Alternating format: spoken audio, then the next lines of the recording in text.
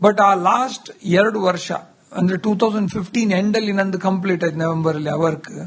ಆ 2 ವರ್ಷದ entire support, ಆ ಎಂಟೈರ್ ಇಕೋಸಿಸ್ಟಮ್ ಅದು ಹೇಗಾಯ್ತು, ಹೇಗ್ ಜನ ಬಂದು ಅಲ್ಲಿ ಹೆಲ್ಪ್ ಮಾಡಿದ್ರು, ಸಪೋರ್ಟ್ ಕೊಟ್ರು, ಅದಕ್ಕೆ ಮೇನ್ ಮುಖ್ಯವಾದಂತ ಪ್ರೇರಣೆ ಬಂದದ್ದು ನಮ್ಮ ಪೇಷಂಟ್ಸ್ ಗಳಿಂದ. ಯಾಕಂದ್ರೆ ಎಷ್ಟೋ ಸಾವಿರ ಲಕ್ಷಾಂತರ ಜನ ಇವತ್ತಿಗೂ ಕೂಡ ವರ್ಲ್ಡ್ ಓವರ್ ಆಲ್ಮೋಸ್ಟ್ 144 ಕಂಟ್ರೀಸ್ ಅಲ್ಲಿ ಇದರ ನೀಡ್ ಉಂಟು. ಸೊ ನಾನು ಆವಿಷ್ಕಾರ ಮಾಡಿದ ಮೊದಲನೇ ದಿನ ಒಂದು ಆ ಪೇಷಂಟ್ಗೆ ಹಾಕಿದಾಗ ಅವನು ನನಗೆ ಮೊದಲನೇ ಹೇಳಿದ ಮಾತು ಓಂ ಮಂಜುನಾಥ. ಆ ಮಾತನಾಡುವಾಗ ನನಗೆ ಸಿಕ್ಕಿದ ಆ ಪ್ರೂಫ್ ನ ಖುಷಿಯಲ್ಲಿ ನಾನು ಅದರ ಹೆಸರು ಓಂ ಇಟ್ಟದ್ದು.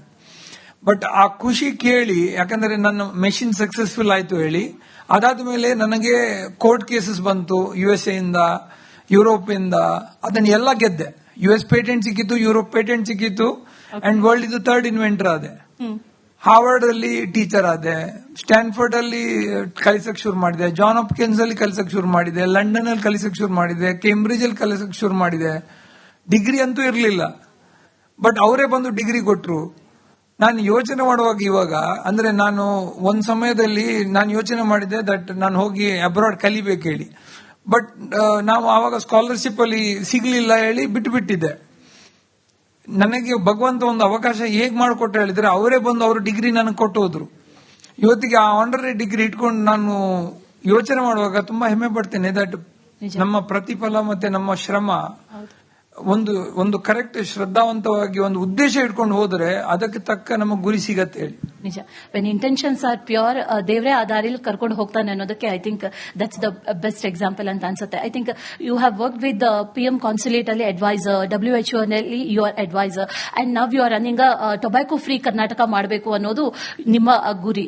ಇದು ಯಾಕೆ ಈ ಕಾನ್ಸೆಪ್ಟ್ ಜೊತೆಲಿ ಇತ್ತೀಚಿನ ಐ ಥಿಂಕ್ ತುಂಬಾ ಯಂಗ್ಸ್ಟರ್ಸ್ ಇರೋದ್ರಿಂದ ಇತ್ತೀಚಿನ ದಿನಗಳಲ್ಲಿ ಇದೊಂದು ರೀತಿಯಲ್ಲಿ ಟ್ರೆಂಡ್ ಆಗ್ತಾ ಇದೆ. ನಮ್ಮ ರಿಯಲ್ ಹೀರೋನ ಸೆಲೆಬ್ರೇಟ್ ಮಾಡೋ ಬದಲು ಹೀರೋಯಿಸಮ್ ನ ಸೆಲೆಬ್ರೇಟ್ ಮಾಡ್ತಾ ಇದ್ದಾರೆ. What's your take on this? ಮುಖ್ಯವಾಗಿ I think I will go to the fundamental of it. ಒಂದು ಆರೋಗ್ಯವಾದ ಸಮಾಜ ನಿರ್ಮಾಣ ಮಾಡಬೇಕಿದ್ರೆ ಕಾಯಿಲೆ ಕಡಿಮೆ, ಆಸ್ಪತ್ರೆ ಕಡಿಮೆ, ಡಾಕ್ಟರ್ ಕಡಿಮೆ ಇರಬೇಕು. ಅಂದ್ರೆ ನನ್ನ ಡಿಪಾರ್ಟ್ಮೆಂಟ್ ಕ್ಲೋಸ್ ಆದರೆ ನಾನು ಸಕ್ಸಸ್ಫುಲ್. ನನ್ನ ಡಿಪಾರ್ಟ್ಮೆಂಟ್ ಬೆಳೀತಾ ಇದ್ರೆ ತಪ್ಪು.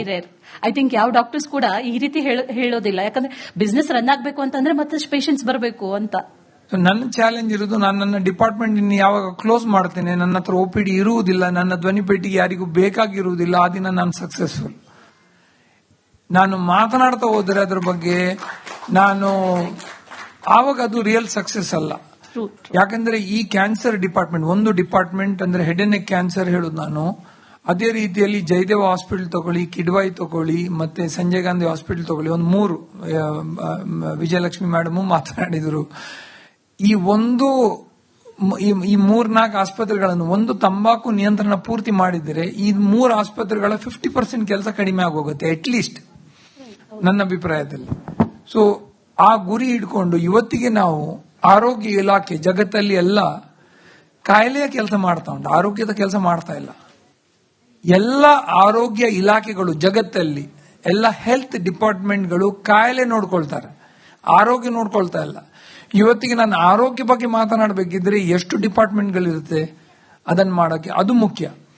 ಸೊ ಆ ಉದ್ದೇಶದಿಂದ ನನಗೆ ನಮ್ಮ ಹಲವಾರು ಗುರುಗಳು ಪ್ರೇರಣೆ ಕೊಟ್ಟು ನನಗೆ ಕೊಟ್ಟ ಉದ್ದೇಶದಿಂದ ನಾನು ನನ್ನ ಜೀವನದ ಗುರಿ ಏನ್ ಮಾಡಿದ್ದೇನೆ, ನಿಜವಾಗಿ ಒಂದು ಪರಿವರ್ತನೆ ಬರಬೇಕಿದ್ರೆ ಸಮಾಜದಲ್ಲಿ ನನ್ನ ಡಿಪಾರ್ಟ್ಮೆಂಟ್ ಅಂತೂ ಮುಚ್ಚಬೇಕು ಮೊದಲನೇದು, ಜಗತ್ತಿಗೆ ಅಡ್ವೈಸ್ ಕೊಡೋದು. ಮತ್ತೆ ಎರಡನೇದಾಗಿ ಆರೋಗ್ಯವಾದ ಸಮಾಜ ನಿರ್ಮಾಣವಾಗಬೇಕಿದ್ರೆ ಈಗ ಇವತ್ತಿಗೆ ನಾನು ತಾಂತ್ರಿಕ ಸಲಹೆಗಾರ ಸಮಿತಿಯಲ್ಲಿ ಇದ್ದೇನೆ.